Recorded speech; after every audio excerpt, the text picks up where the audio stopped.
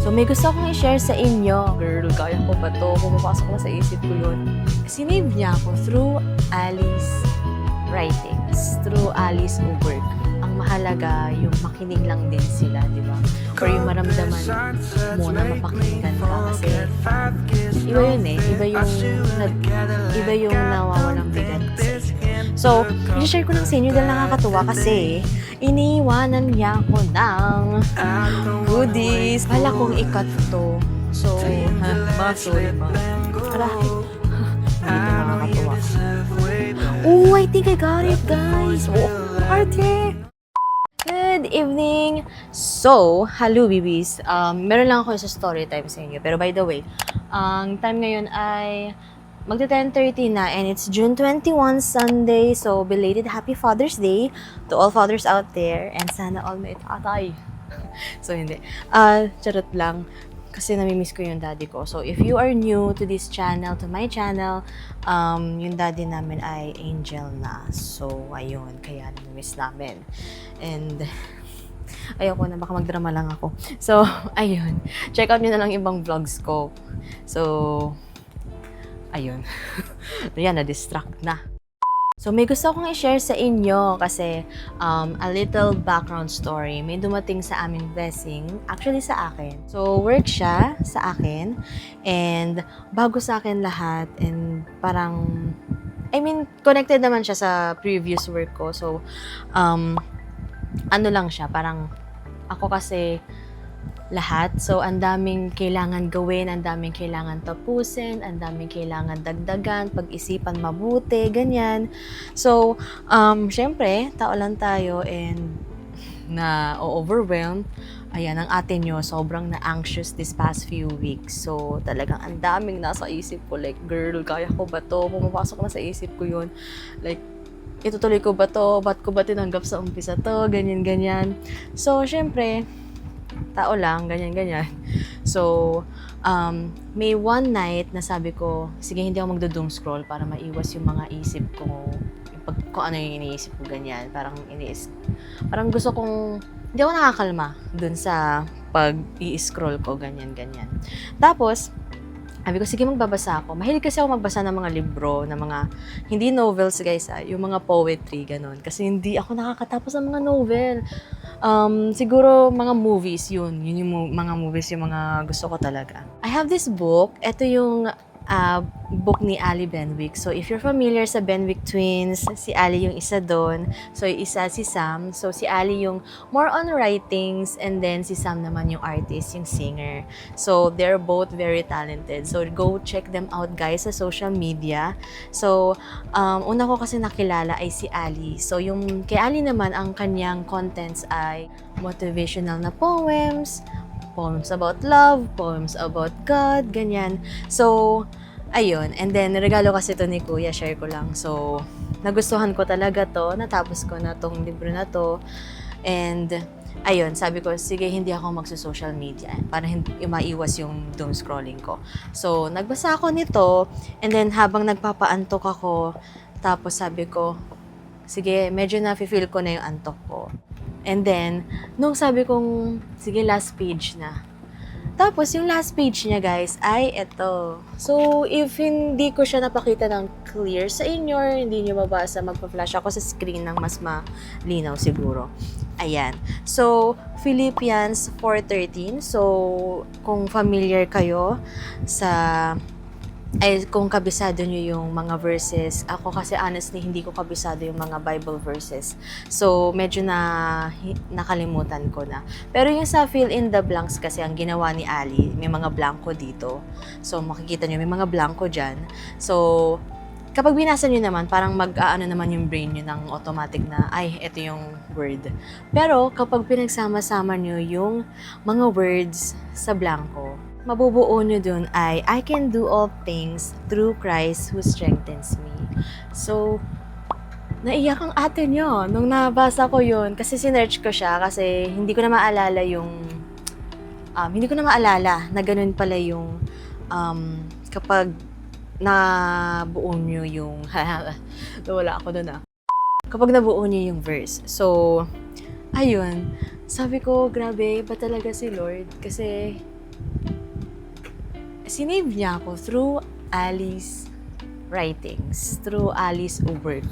Tapos parang kinausap niya din ako through this book.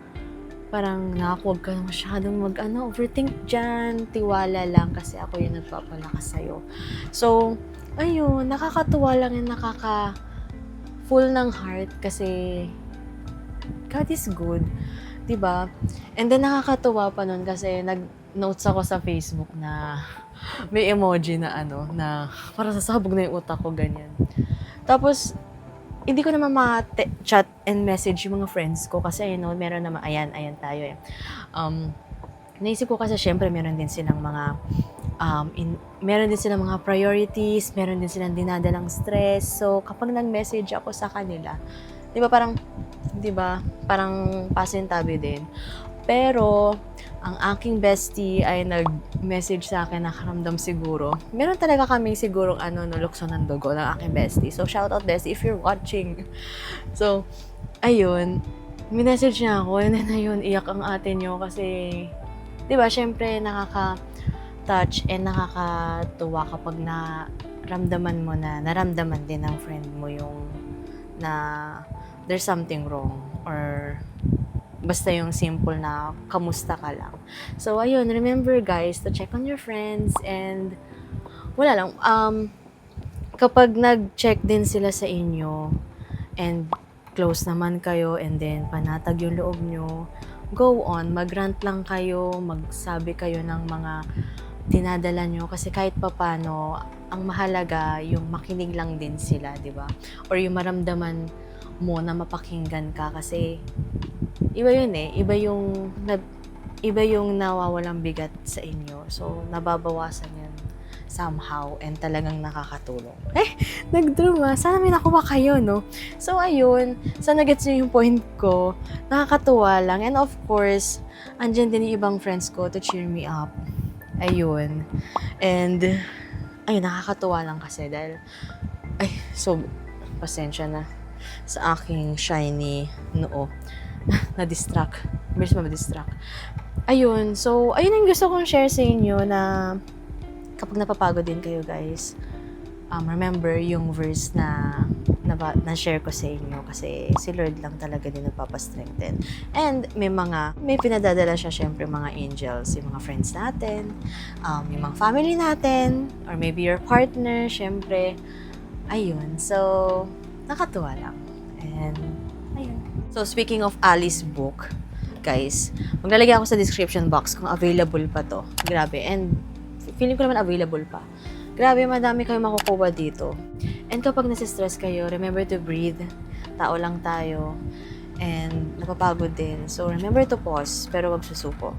Kasi God is with you. Since, kinakausap ko na kayo, share ko rin sa inyo dahil isa pang nagpapa-full ng heart ko kasi one of my loyal clients, si Tita Malu, hindi ko alam kung nanonood siya ng vlog ko. Hindi ko rin alam kung alam niyang nagbo-vlog ako. Charot.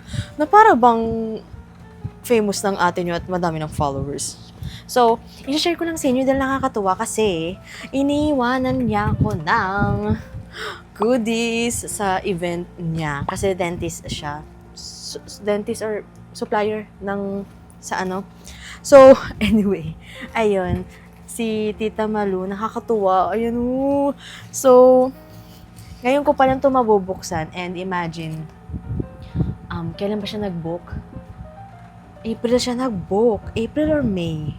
Ganun, guys. So, ang tagal na, diba? So, ayan. Syempre, fun. Ayan, meron tayong bulak. And then, may ballpen. O, diba parang ako yung galing event.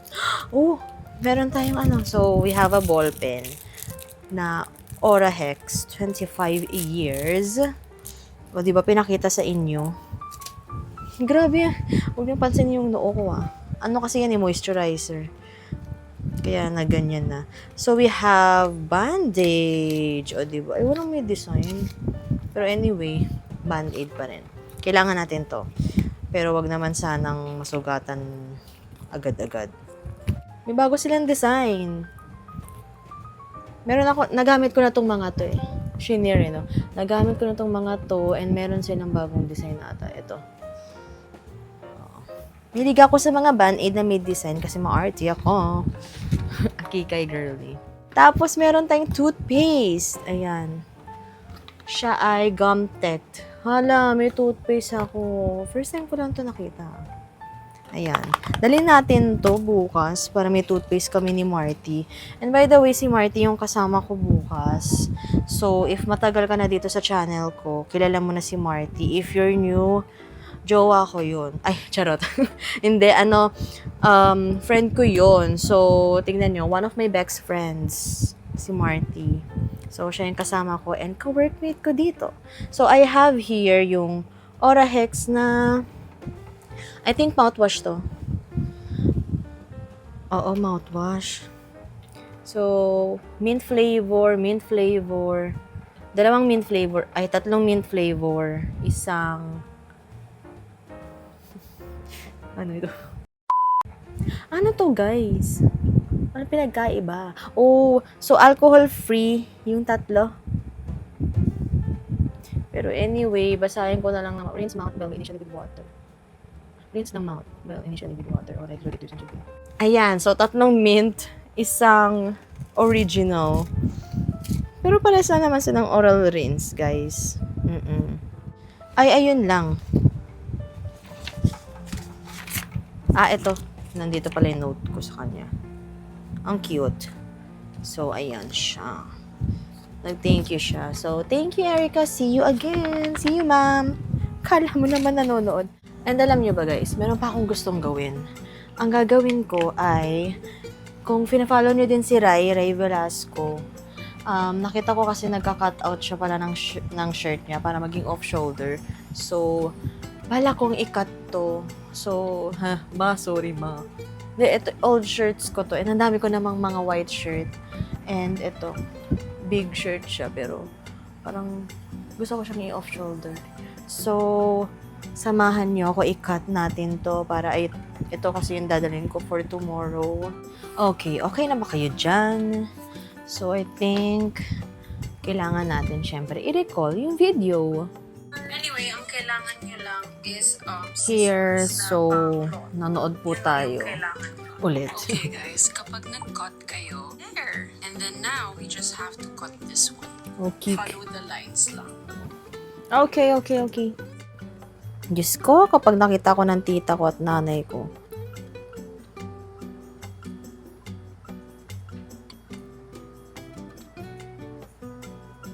Okay, ayan. Triangle. Tapos, follow the lines. There. Triangle in here. There. And then now, we just Ray, tama ba yung ginagawa ko, Ray? follow the lines.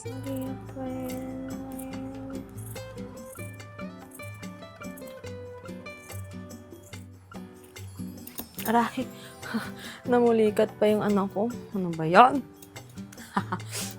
Parang hindi to nakakatuwa ah. Ray, look what you made me do. Charot.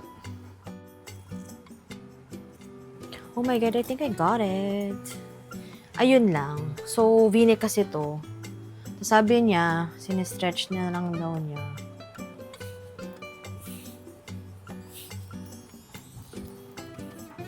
Ay, oo, ito yung nakikita natin sa mga tawag dito, yung mga usong ngayon, cut. Oh, I think I got it, guys. Oh, ang arte. Guys, ang ganda nung, haha. So, teka. Baka mapahiya ako kasi. I think I got it. Oh, it's so nice. Tingnan nyo, ang ganda. Ang ganda ng niya. Kapag gini-stretch. Yes! Oo. Oh my God. Okay. So, baka tiyempo lang to. Next, on to the next one. Hilig kasi ako sa mga big shirts. So, ang comfy kasi niya. And, ang ganda kasi niyang i-match with boots, with clogs na mga platforms. Tapos kahit pero yung, kumbaga parang yung outfit mo ay simple lang, pero, rock. Ayan. Nagdaldal pa, no? Mag-cut na tayo.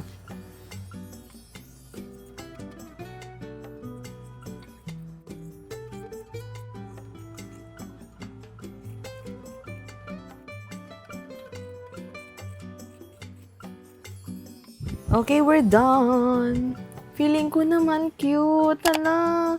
Ganito yung mga gusto kong cut. Cut ba tawag dun? Or, ayan. Ganyan yung gusto kong mga cut ng shirt. Oh my God, parang nga siyang pa-off shoulder na. Ang cute. Ang cute. Ayan. Ito, medyo malaki yung ano niya. Parang tama lang pala pag v-neck, guys, and then oversize. Parang ang ganda ng flow niya. So, pakikita ko sa inyo na suot ko to sa susunod na clips. And good night na muna. I'll see you tomorrow. Bye!